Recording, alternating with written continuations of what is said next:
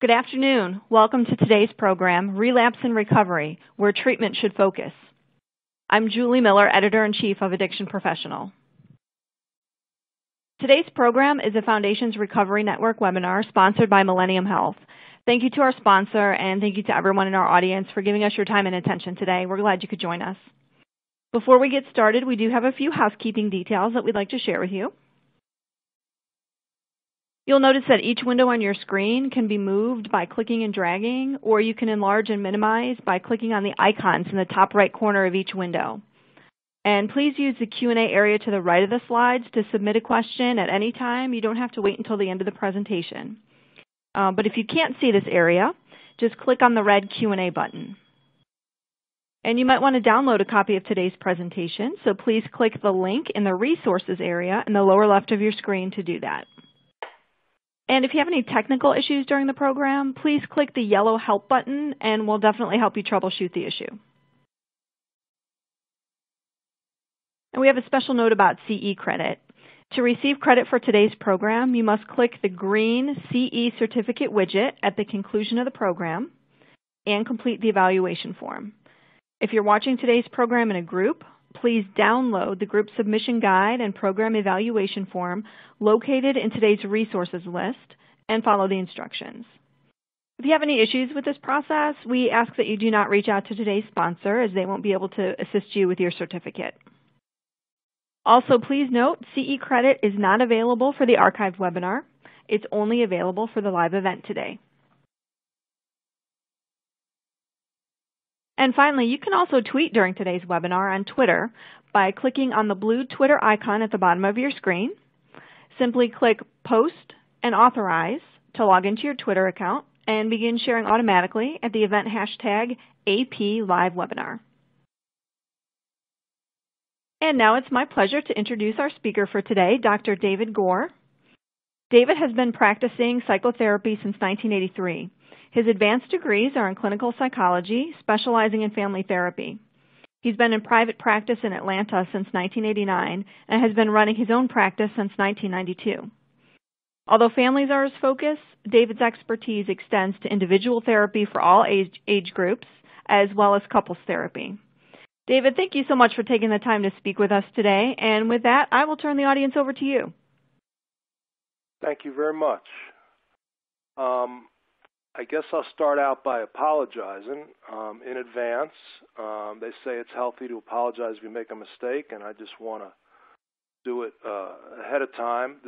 Everything you're hearing is coming from me. Foundations is not represented in what you're about to hear. This is my experience. Technologically, I'm challenged. If the font isn't working for you or if I'm going too fast, I apologize. And this webinar format is very scary, so if you have any questions, just go with them and ask them, and I'm going to try and stay on track here and see if I can master this technology. Today, my goal is to talk about what is relapse and relapse prevention. I want to talk about what do we do during the treatment process with the goal of keeping people clean and sober. And my thrust is I think we need to go deeper with our clients. And how could we do that?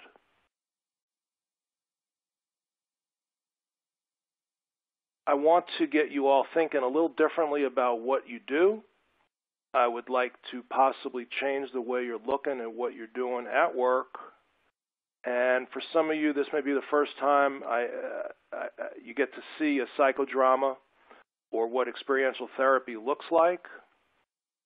And a bigger goal would be to get everybody to work differently with their clients. So let's start out by asking a question which people are not going to be able to answer in the audience, but just to yourself.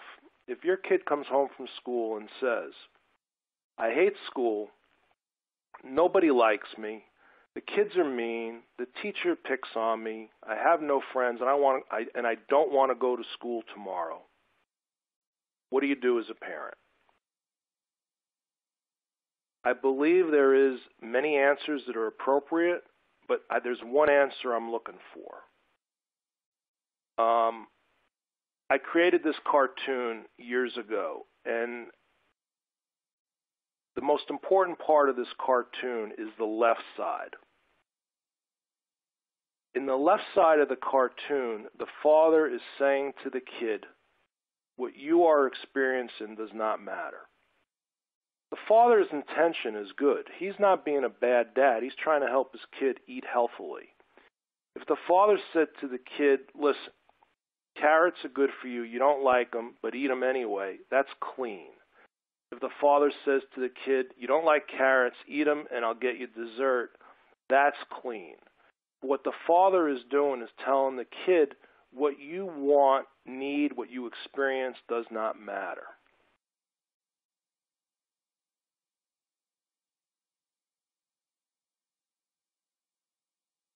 I want to give some more examples of the cartoon. I was in a meeting once, and this guy told a story that when he was a boy, he came home from school, and he was upset. And his mother said, what's wrong? And being a 15-year-old, he said to the mom, nothing. Mom said, what's wrong? The guy said, nothing.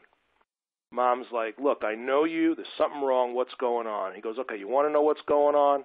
Susie dumped me. The mom looks at the kid and says, it's okay, son. There's more fish in the ocean. This kid was hurting because his girlfriend dumped him, and the mother's response was to try and help the kid out, but the mother discounted the kid's reality. In AA, we talk a lot about HALT, hungry, angry, lonely, tired. Normal people, when they're hungry, they eat. When they're lonely, they pick up the phone and call people. People in AA need an acronym to tell them how to respond. Because I think addicts and alcoholics have learned, and I'm going to use the we because I am one, we have learned to not look within accurately. We have learned to discount our own feelings and behaviors. HALT, tired. I don't need an acronym if I'm a healthy person when I'm tired to slow down, when I'm tired to take a nap. If I'm an addict and alcoholic in recovery, I need that acronym to remind me to slow down, or it's okay to take a nap. I'm going to skip this last one. So back to the cartoon, all right? I hope this is making sense for people. It is weird for me to be talking to an audience and not seeing anybody's head bobbing up and down or looking confused, but I'm going to assume at this point you understand the left side of the cartoon. It's the birthplace of codependency. It's when people learn to not trust their own experience. So what do you do when your kid comes home from school and says, I have no friends, everybody's picking on me, I don't want to go to school? The answer is you say to the kid, tell me more. You let your child tell you what's going on with him or her. And at that point, when the kid feels fully heard, you look at the kid and say, do you want some help? Can I make some suggestions? And you try and problem solve, but that's not the first thing you do. Okay? When I was in 8th grade, I had a favorite teacher. And when I was graduating junior high, I gave him my yearbook, and I was really excited to see what he would write because I love this guy. And when he gave it back to me, I looked at it, at what he wrote, and I didn't like it. And I thought about it, and after a day or two, I went back to him, and I said, can you write something else, please? And the irony is what he wrote to me was this. Because he knew me. He knew I needed to be true to myself, but I didn't know that, so I had him write something better.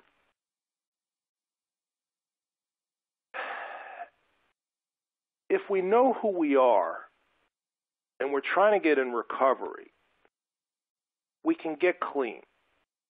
We can more easily want to stay clean. We can more easily get to that place of surrender. If we're not real with ourselves, this process is a lot harder. More easily we can want to get clean, the more easily we can want to stay clean. And by that I mean the more easily we can avoid relapse. All right? So what do we do when we get an admission? I'm assuming some of you work in treatment centers. I'm assuming some of you are in private practice. I'm assuming some of you are in agencies. Whatever you want to call these people that walk in. What do we do? All right? We don't have a lot of time with them. So I came up with this chart. Let's look at it, someone being inpatient or outpatient. So we have to let them talk on their cell phone, which is new to me. We have to let them eat. We have to let them, smoke cigarettes, of course. And then we got to do some treatment with them with the precious time we have with them. When we're doing therapy with them, what are we doing? I hope we're talking about feelings. I'm a big fan of that. I hope we're teaching them about addiction and recovery. There's a big place for sitting in a room and getting lectures. I think a lot of treatment centers do a very good job of using the milieu of people being in the same place with each other. People that are in recovery, that are new to being clean, are going to step on each other's toes.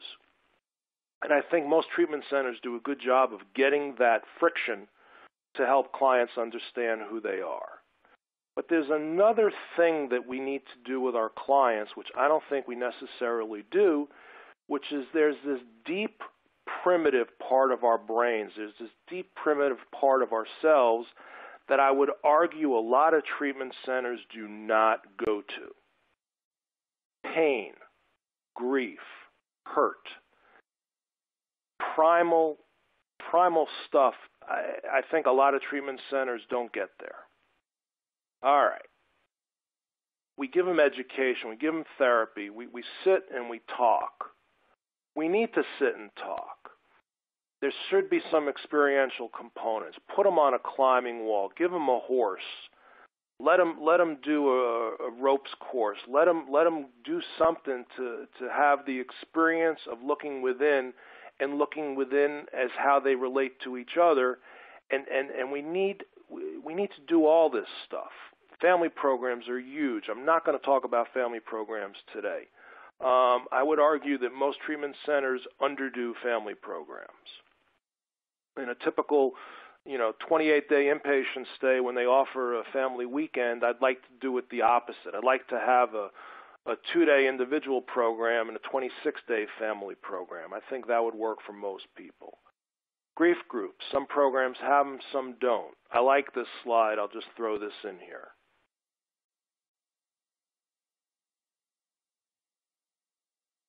Some of your higher-end treatment centers do more of this stuff, which is great. I have no problem with this. And then there's 12-step. All right? I love 12-step. I am 12-step. What keeps people from 12-step stuff? A lot of times it's the God thing. Well, I think in treatment we need to talk about that. I think what keeps people away from 12-step more than anything else is that they compare themselves out. They can't relate. They say, I'm not as bad as anybody else, or I'm better than them. They're a bunch of losers. I'm not. I think another thing that scares people about 12-step stuff is the social aspect of being in a room and talking. I think there's a lot of people we get that have anxiety issues. And as a treatment center, we need to be working with them to get them to be able to conquer their anxiety and to go into a room with strangers and learn how to do that regularly. Okay? When people say, I don't like going to meetings, that needs to be addressed while they're in treatment. I'm not going to guarantee that that's going to get them to go do 12-step recovery the rest of their lives, but we cannot pretend that our job is not to get them comfortable going to meetings. All right? My favorite AA cliche, terminal uniqueness, for those that are not familiar with that, it's what keeps people from getting better because they just can't relate, and it is a terminal illness.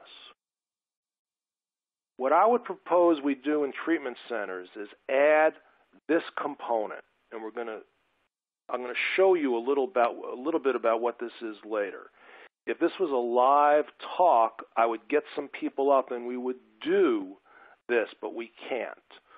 I believe that we need to add experiential psychodrama groups. Psychodrama is a specific kind of experiential group. So all psychodrama is experiential. Not all experiential is psychodrama. The whole goal of this group is to get people into their self and to get real and to get deeper. All right. So let's say the client has been with us a while and the stay is up. It could be 14 days, 31 days, 3 months, whatever. They're leaving. I'm going to assume that they have not been using. I'm going to assume they want to stay clean. And I'm going to assume that when they leave the high-end treatment center that they're about to not be as safe as they were. Because they're not going to have the same support. When people leave treatment, they love their peers. They love their counselors. They love everybody, and they're about to get away from that womb into some real harsh reality. And their chance to use is going to be greatly increased. All right? Unless you're running a treatment center where they sell beer in the lobby, everywhere people go, they can get alcohol. And 90% of where people go, they can get drugs. That's not true when they're inpatient. And lastly, perchance, if we didn't do a good job working with the family, the clients are going to get their buttons pushed all the time. And that's what they face when they leave our treatment center. Now, I'm going to take a controversial position that we should not relapse. You hear a lot of people say relapse is part of recovery, relapse is part of recovery. They're right. They're right. But I think we need to communicate to our people that it is optional and that they don't need to do that. When we have someone for 30 days and they get drunk on the plane ride home, it's really hard for us to look at ourselves and say we did a good job. We, the treatment center, did fine. It's the client's fault. They weren't motivated. I think that's bull. I think when somebody drinks as soon as they leave our treatment center, we miss something. Okay? Now, I think getting clean and sober is pretty simple. It's not easy, but it's not rocket science. So looking at this chart here, you have simple versus complicated, and you have easy versus hard. They're not the same thing. Getting clean is simple, but it's not easy. It's hard. But it's not complicated. I use the same graph when people ask me about grief. All right? It's not complicated. You need to feel your feelings. That's not easy, but we don't have to overthink it. Being a good parent, it's not rocket science. All these parenting books, it's about being present for your kid, being in charge of your kid. It's not that complicated, but it's not easy. And lastly, I use this chart for something like someone wants a new job. All right?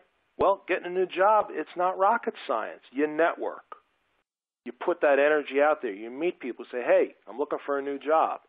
Again, not easy, but it's not rocket science. And this is the graph I look at when I'm trying to get people to stay clean. It is not that hard. Let's talk about relapse. I use this bed as a question of where are you in the bed. If you're in the middle of the bed and you're sleeping and you have a bad dream and you roll over, you're fine. If you're at the edge of the bed and you're sleeping and you have a bad dream and you roll over, there's a 50-50 chance you're going to fall on the floor. If people are in the middle of the bed, they're going to be okay. For those of us that are doing a lot of 12-step work on our own, that have been around treatment centers, this metaphor makes sense. Where are you in the bed? We want people to be in the middle of the bed. I'm going to give you the same metaphor using a slightly more complicated drawing, which is this diagram is the most important diagram in the world because this will help people not relapse. This man or woman is on an escalator, and the escalator is going down, and they're walking up. All right? And it's hard for me to describe this diagram in detail without pointing, but I can't point. And I'm colorblind, so let me see if I could do this. The arrow going down, it's the same color as the escalator, is the disease of addiction that is constantly pulling you down. It does not sleep. It does not go away. The dotted line on top is the hypothetical top of the escalator where you could get off, except if you believe what I believe about the disease of addiction, you cannot get off the escalator. You're always going to have to move your legs, move your arms, and climb up because the escalator's coming down. The dotted lines on the bottom is relapse. Relapse is defined in this case by taking the drug or alcohol and putting it in your body. And for extra credit, those of you can tell me what the bottom line is. I'll wait. The bottom line there is death. Once people relapse and stay in relapse, we know how it ends. It may take a week, it may take a year, it may take 10 years, but when an addict, an alcoholic stays in relapse, it doesn't end well. So you're going up the escalator, and that's the blue arrow. You're in recovery. You're going down the escalator, I think that's a red arrow. You're in relapse. When you're in relapse, it doesn't mean you've done the drug or alcohol, but you're heading in that direction. Where are you in the bed? If you're in recovery, heading up the escalator, you're in the middle of the bed. If you're heading down the escalator, you're at the edge of the bed and you're in danger of falling off. Same principle can be asked this way. Before an addict's about to do something, we need to train them to ask, is this good for me? Is this good for my disease? There's a party I'm invited to. There's going to be a ton of alcohol there. Everybody's going to be drinking. I want to go. Is this good for me or good for my disease? Early in my recovery, I probably need to not go. Later in my recovery, I think it's perfectly okay to go to a party if there's going to be alcohol there, if I know what I'm doing. If my sponsor says it's okay, if my therapist says it's okay, if I know it's okay. Is it good for me or good for my disease? Which is another way of asking, am I moving towards a drink or away? Which is another way of asking, am I in recovery or am I in relapse? Now, to answer that question, we must know who we are. We must know where we are, and we must know where we want to go. Have we ever had the experience with a client where you know they're heading towards a relapse, and we try and point it out to them, and they don't see it. They don't believe us. There was a woman in my home group. She was the matriarch of the group. She was, she had a bunch of sponsees, and she had a pill problem, and she had an alcohol problem, and she had a bunch of time, and she was going in for surgery, and she talked about it. And I just knew that it wasn't going to go well because there was something about her denial about using the pain meds that she needed to use. It just didn't feel good to me.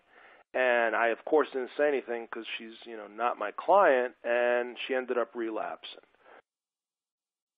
and getting honest, and she's back. But, she lost a lot. You got to know who you are to know, am I heading up the escalator or down the escalator? You can't be in denial, and that's part of what I think we need to do in a treatment center is help our clients get real with who they are and where they are. Going back to the diagram, what I call the 1-inch rule, if you're looking at your screen, or the 1-foot rule, if this was a big PowerPoint presentation, is the distance from there to there is the same distance as from there to there. But in the distance between those first two arrows, you're very early in the relapse. You haven't done a drink or a drug, but you're heading down.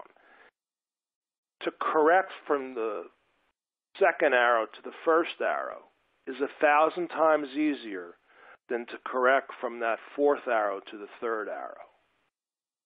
Once we go down that escalator, it's very hard to pull out. If we recognize that we're slipping back early in the process, it's very easy to pull out of that slide back. Okay? Simple.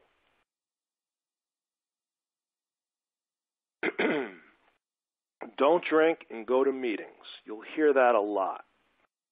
I don't like it. I don't like it because I think it is an incomplete sentence. Don't drink, go to meetings, and work a program of recovery. Recovery is work. People only get starts with us. They don't get cured. It's just the beginning. You do not get this program by going to meetings. You get this program by doing the work. Okay? I prettied up this slide. The way I usually present it is you can't get this through osmosis. You don't get it by sitting in a chair. You need a sponsor to do the work. We tell people that in treatment, and hopefully we arm them with the ability to know themselves enough so that if they start sliding back, they remember they need to work harder. I have not had a lot of original thoughts in my life, but this is one of them. AA has a built-in volume knob that at any point people could reach into the program and turn the volume up. Okay?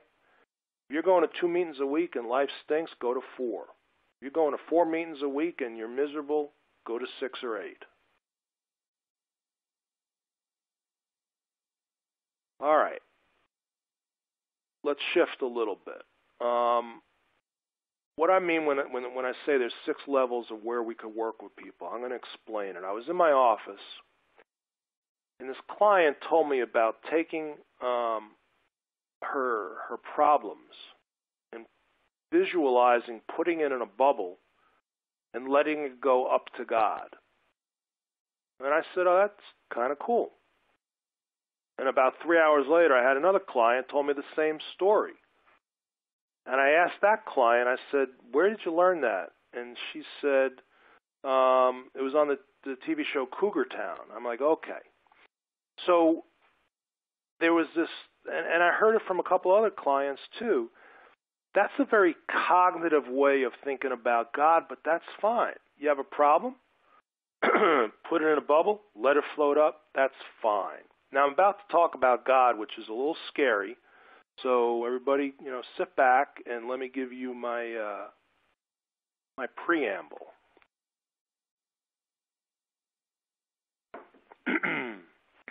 I know very little about God. I don't know much about formal religion. All I know is when I got into recovery 23 years ago, I was God. I had no God. I was my own higher power. And then since I started getting more spiritual, life's gotten a lot better. That's really all I know. I've gotten out of my own way. What I'm about to tell you, again, is my opinion, and there is no wrong or right way to talk about God, but I'm a big fan of Anne Lamott, and she says this.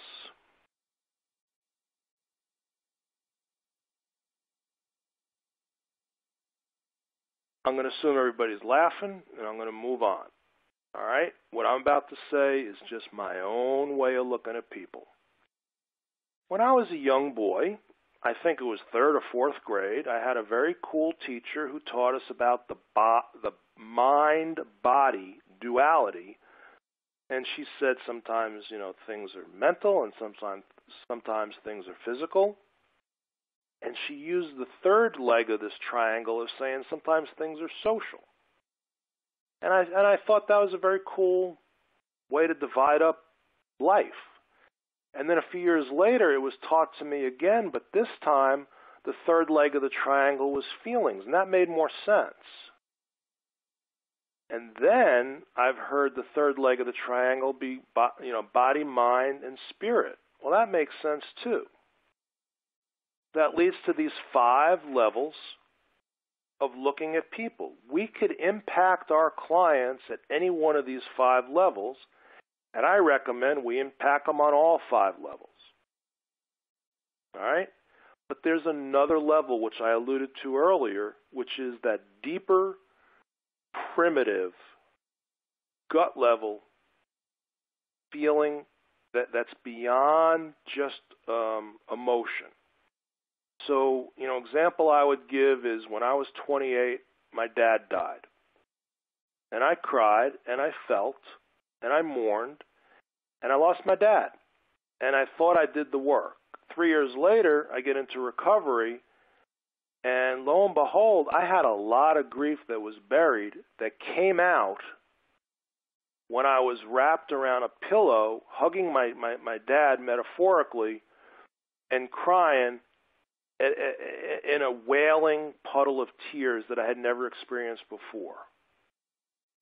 Okay? That puddle of tears was very important in my life, and I would argue we don't provide our clients with enough of that opportunity.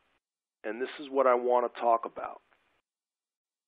I took these 6 feelings, these 6 levels of looking at people, and I came up with a metaphor. And if this is useful, please steal it. If it's not, come up with your own way of conceptualizing this. I think we go through life, and we're like this cable, all right? We go up, we go down, and at any point in our life, we can stop and do like a cross-section, examine where we are, and it looks like this. We've got this cognitive, kind of spiritual, religious, the God that I would put something in a bubble and give it up to. And then deeper than that, we have this spirituality that connects us to others. Some will call this the soul. But to me, that's where I want to go with my clients. And I think we can go there with people when they're fresh, when they're new. We start out all cognitive and behavioral, all right? Don't drink. Think about what think about what you're doing. We give them information, we give them education, but we keep them up in their heads. That is okay, that is necessary, but I want to go deeper. That next level I call social/feelings. That deeper level is us, what separates, humans from animals. We can navigate socially. We could talk about our feelings. But then there's that next deeper level, that primitive, primal, deeper feelings. And to me, I don't care if you get to God by going up, get to God by going down, but part of recovery is about getting out of your own way and doing things different. All right? Which leads to the topic of today, which is surrender. When people show up in our treatment centers, they've begun the process of surrendering. What is surrender? Surrender is letting go of the idea that we could control our own behavior if we're in addiction. I believe if you're in addiction, you've given up control and decision making a long time ago. You just don't know it. In this talk, I'll often talk about the 3 brains, and I'm not doing that today because of time. But we have that reptile brain, that very primitive, keeps us alive, scans the environment looking for predators. Surrounded by the mammal brain, which also wants to keep us alive, but the mammal brain can do relationships and connect.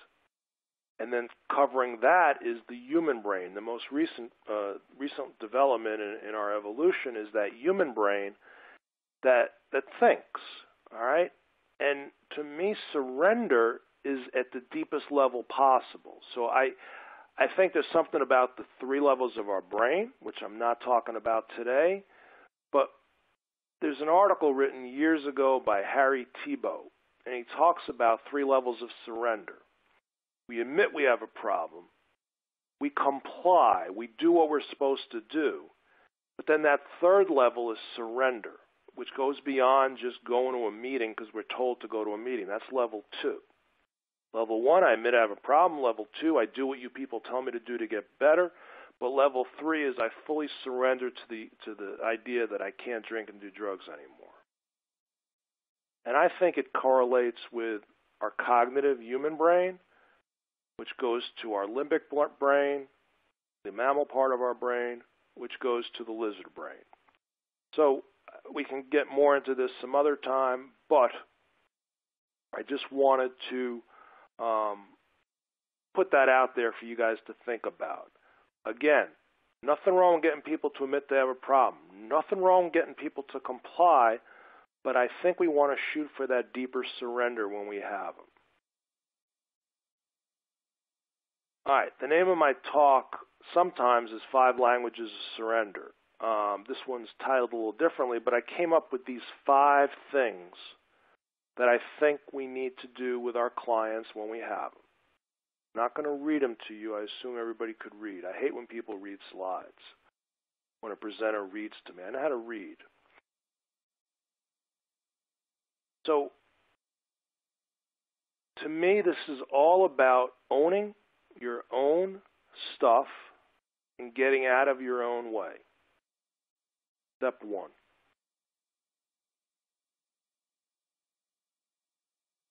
All right.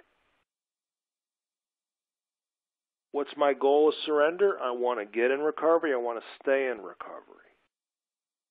I think it's very easy to stay clean when you're in treatment. It's hard to stay clean after treatment. All right. Now, how do we get there? I like experiential therapy. I think there is a place to sitting and talking. It's fine.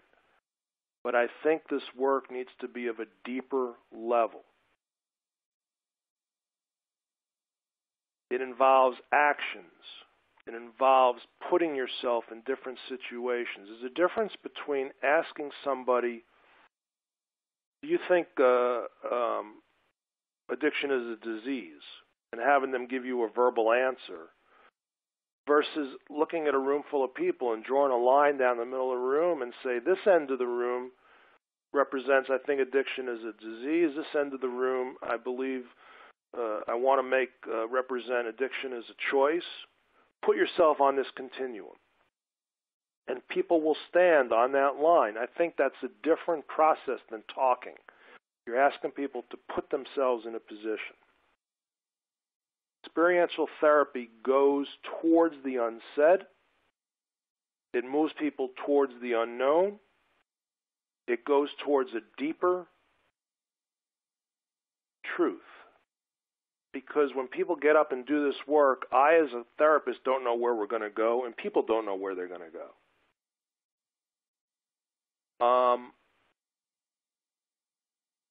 And the best part of this work is it gets us out of our heads.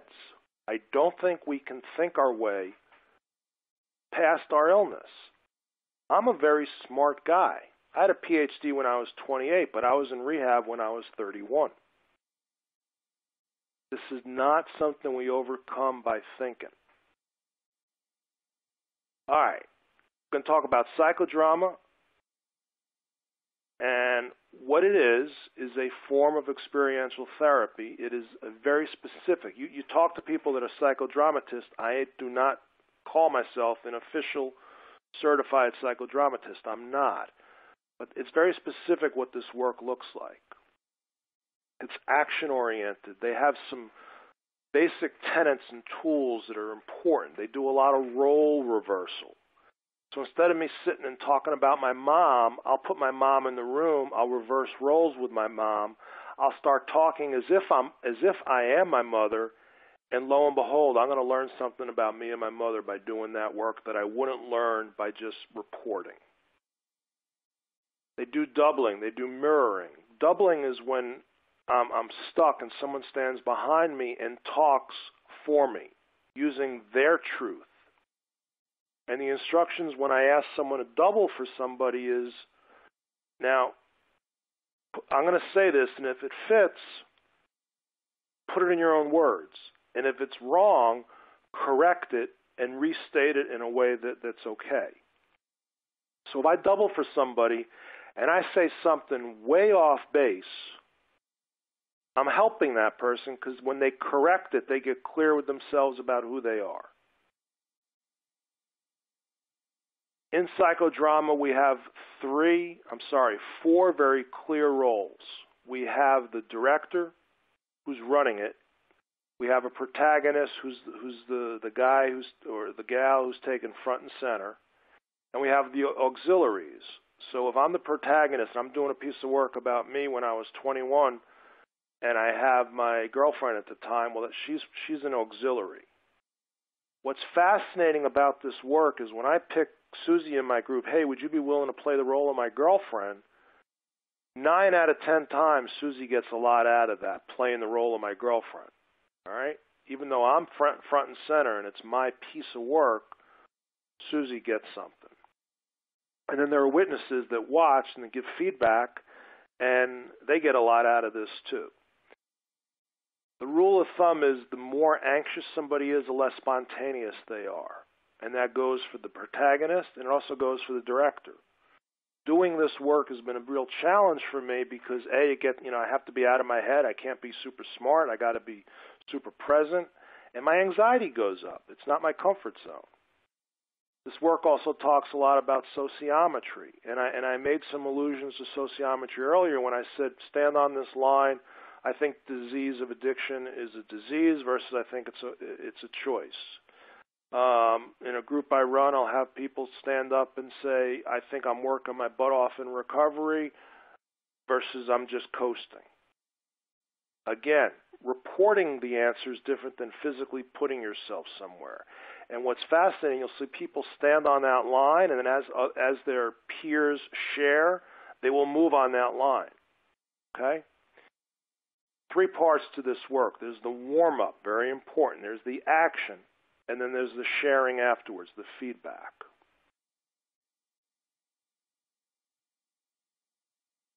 REM used to be one of the bands I liked, and they asked Michael Stipe, the head of the group, hey, do you ever read reviews of your albums? And he said no. And they said, why not? He goes, because you can't write about music. Writing about music is doing an interpretive dance about a play you saw. Music's music, writing's writing. I can't talk to you about this work. You have to see it. So in a very risky technological move, I'm going to try and show a video. And I've been warned it may not work. Due to your guys, the audience's computer and the audience's internet, et cetera, and your flash and stuff that I don't even know about, it may not work. If it doesn't work, twiddle your thumbs for 4 minutes. I apologize in advance. I'm going to ask you to go on the talk. There's a resource slide where you can download the video yourself. It's on YouTube. It's free, and you could look at it. I'm going to be quiet during the video, and hopefully it's going to work perfectly. And what I want you guys to look at is, well, first let me tell you, what I think is happening is Tian Dayton is the therapist, Tian Dayton, Dayton. She's a very well-known, very well-trained, very good psychodramatist, and it looks like she's doing a training, and she has a bunch of people up in front of the audience, and I guess she asked for volunteers, and she's asking them to stand on a card. She puts some cards around the room that represents your coping strategies or represents how you moderate your feelings. I'm not sure what the question is because the video just jumps right in there. So what I want you to look at is this one guy gets kind of frozen and she talks to this guy. And this guy reports. He does what he's always done. And then what I think is fascinating is Tian does some doubling for this guy, and this guy feels heard. And something shifts. It's It's not miraculous, but I think you're going to see a shift. So now I'm going to go ahead and let the video play. And again, I apologize if you miss it. And we'll talk about the video real briefly and then end the talk. All right, so at this point, I'm going to wait for my tech guy Walk to turn over on. to one of these symptoms that draws you right now. So I went to depression, and depression is the way I check out. I was over there at sadness, and sadness didn't quite feel right. And I saw depression, and that feels right. So I check out, I sleep, I disappear, and in the past I would use substances. Now I'm in recovery. I still use other substances, but depression is more key for me. Okay, I'm standing next to Michelle. And the reason when I feel weak and out of control in life, I try to control my emotions. Say again what you're standing on. Emotional constriction. Okay. Walk over to somebody with whom you have something to share. Walk over, place your hand on their shoulder, and share with them. Oh, okay. Somebody's not walking over, so I'm going to come over here. I noticed you're not, and you're standing on? Distorted reasoning. Okay, so I need the mic. Oh, here you are. Here. Right here. Why aren't you moving out? I think I was pretty much in my own head for the most part of that last exercise, so I don't think I was really... I was feeling the emotions in the room, but not enough to be like, this is what you said. I just wanted to be genuine. I don't think if I went over and did that. And do you know what popped you into your own head? Yeah. Okay, do you mind sharing that? You bet. Well, Are you all, maybe, you can stay with me over here because it's a training point. I came to distorted reasoning, and Can you hear? Yeah? The one that popped up for me the most is when I was a little kid, my grandmother would lock me in a basement. And the reasoning that I would be given was because I was so out of control, there was no other options. Are you hearing with us? Okay. And, then I was just kind of thinking how much that's probably gotten in the way of me being able to resolve that, because if I believed that reasoning, then basically that's the only thing that could have happened. So I'm just kind of busting that in my head right now. So let's bust it. Let's hear how you're busting it. That there was plenty of other options, and that I don't necessarily buy that I was out of control, and that if I was, there's plenty of other ways that they could have dealt with me. Let's name a couple. Hug me, hold me. I was 3.5, so I don't think putting me in a basement. So if they needed to confine me, they could have done it with physical space, just to give me a real firm hug and leave it at that. I was tiny and they were huge.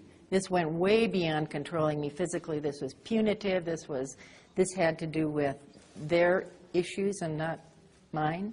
Yeah, and I guess creating an experience for me where I got to experience quite a bit of fear that I don't think I should have in that circumstance.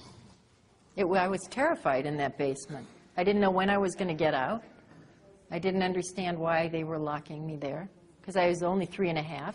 So the sense I made of it at the time was? I don't think I made any sense of it. I was just angry. I was just angry. I was angry that I was not big enough to just basically push through the door. Good for you. So we're just going to let you push through the door psychodramatically and take a step over here out of the basement. Okay. And how does it feel to be pushed through the door? It felt like I left a bunch of emotion back there. Now I'm kind of more peaceful.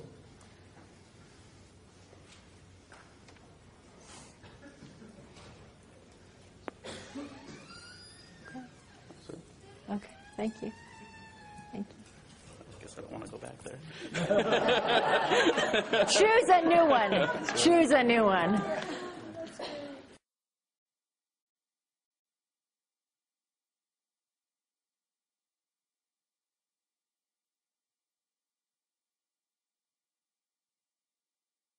I'm just going to wait. Walk over to one of these symptoms. For those that are just finishing the video.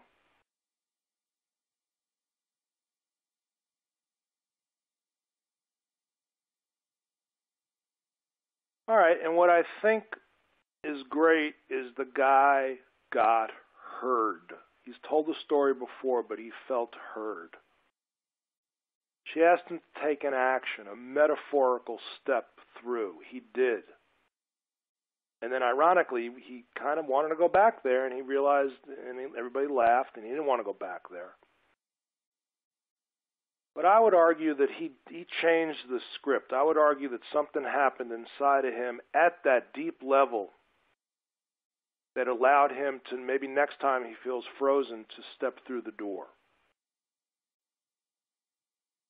All right, I'm going to end with a quote by a woman who was in the tsunami in Japan.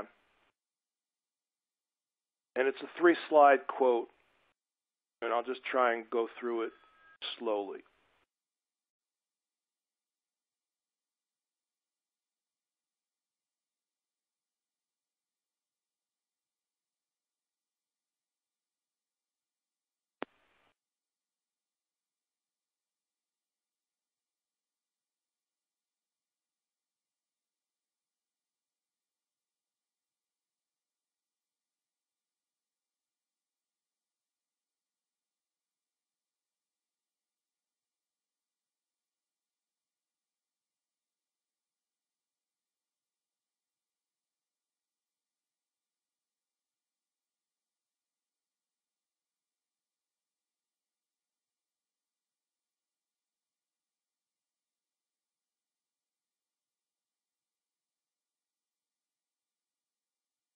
What I think the slide speaks to is what surrender can give people. When we actually let go of trying to run the show, good stuff happens. This woman's name is Petra Nemkova. She's a supermodel. And that's what she looks like, and if I knew that's what she looked like, I'd have read the quote differently. But she lived through the tsunami, her fiancé did not, and now she's a humanitarian. She dedicates herself to helping others. Well, that's the end of my talk, and at this point, I'm going to turn it back over to Julie, and I thank you all very much for giving me your attention, and anybody has any chronically wealthy clients in Atlanta to refer to me, here I am, and thank you for your time. Julie? Fantastic. Thank you so much, David, for a great presentation.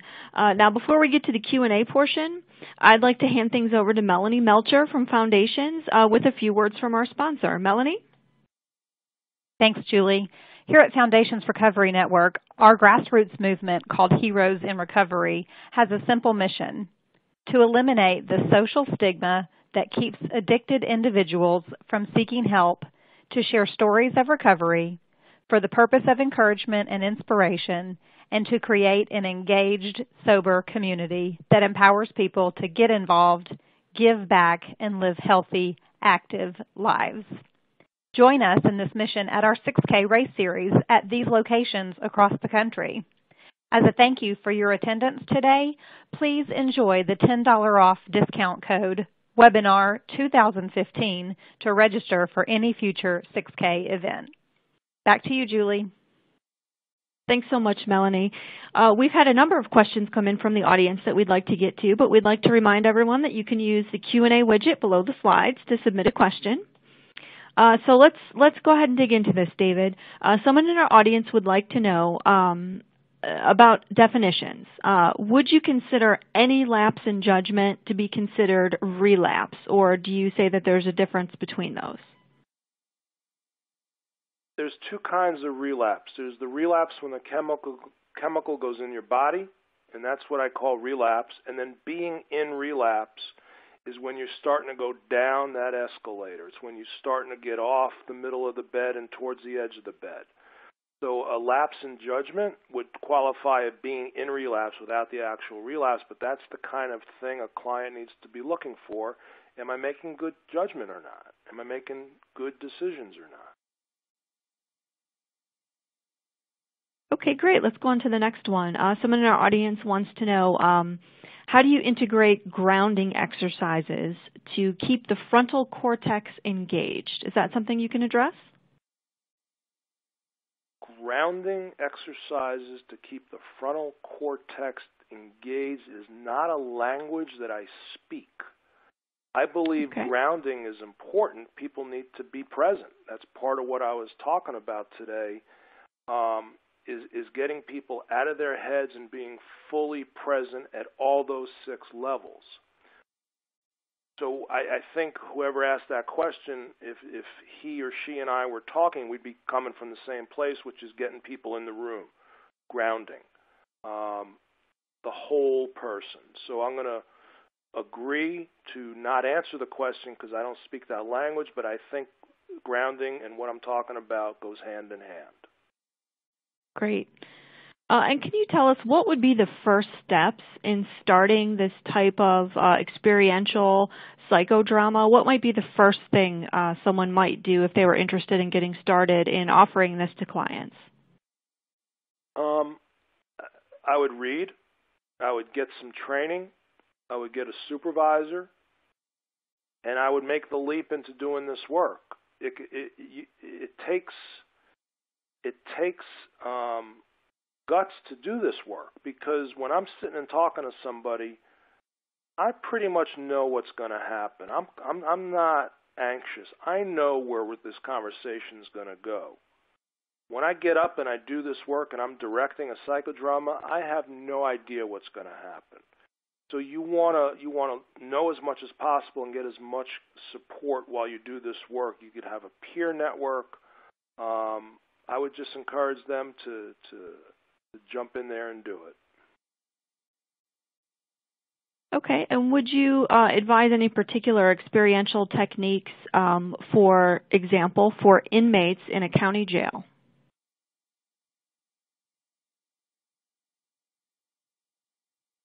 I would get them to show me what the incarceration looks like. So here we are in jail. What does this mean? What are you losing? I would ask them to show me what does addiction look like to them. And I would try and get the 2 pictures connected up some.